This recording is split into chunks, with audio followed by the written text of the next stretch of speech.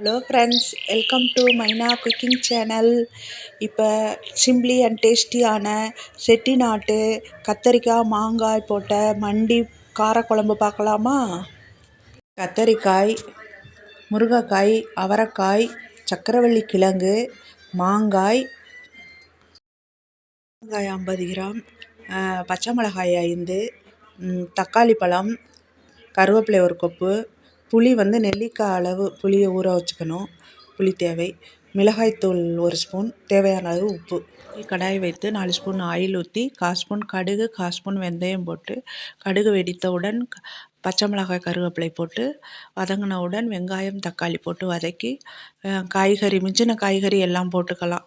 கத்திரிக்காய், மாங்காய், அவரைக்காய் எல்லாம் போட்டு வதங்கினவுடன் எண்ணெயிலே 10 நிமிஷம் மூடி போட்டு வதக்கணும்.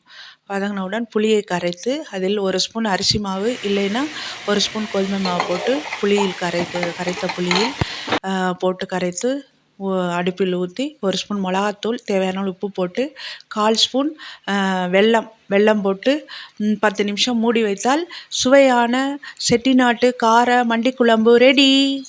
Thank you friends. இந்த சேனலை லைக் பண்ணுங்கள், ஷேர் பண்ணுங்கள், சப்ஸ்கிரைப் பண்ணுங்கள்.